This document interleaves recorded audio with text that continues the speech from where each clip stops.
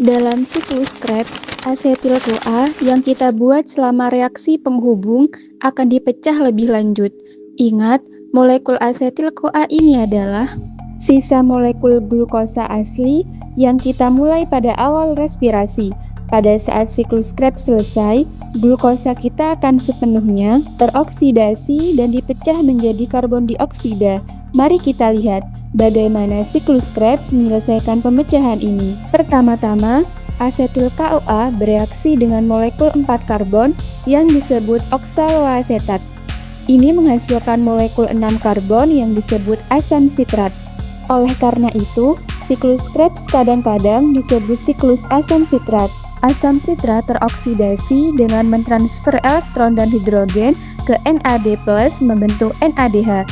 Reaksi oksidasi ini menyebabkan pelepasan CO2 juga. Sekarang, kita memiliki molekul 5 karbon. Molekul ini mengalami hal serupa. Proses oksidasi menghasilkan NADH lain dan CO2 lain. Sekarang kita memiliki molekul 4 karbon ini.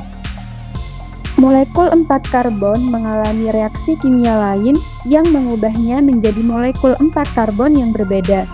Energi yang dilepaskan oleh reaksi ini digunakan untuk menggabungkan ADP dan fosfat untuk membentuk ATP. Molekul 4 karbon baru kita teroksidasi lebih lanjut, lalu mentransfer elektron dan hidrogen ke pembawa elektron yang berbeda yang disebut FAD. Membentuk FADH2, FADH2 akan berfungsi sama seperti NADH, membawa elektron ke elektron.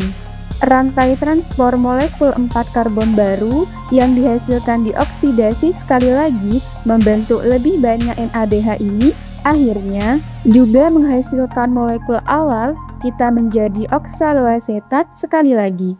Inilah mengapa siklus Krebs disebut siklus. Kita akhirnya kembali ke titik awal, tetapi perhatikan bahwa kita telah membuat sejumlah molekul bermanfaat di sepanjang jalan. Mungkin yang terpenting adalah kita menghasilkan banyak pembawa elektron NADH dan FADH2 yang akan membawa elektron ke rantai transport elektron. Kita juga membuat ATP yang dapat digunakan sebagai energi serta karbon dioksida yang akan dihembuskan saat Anda menghembuskan nafas.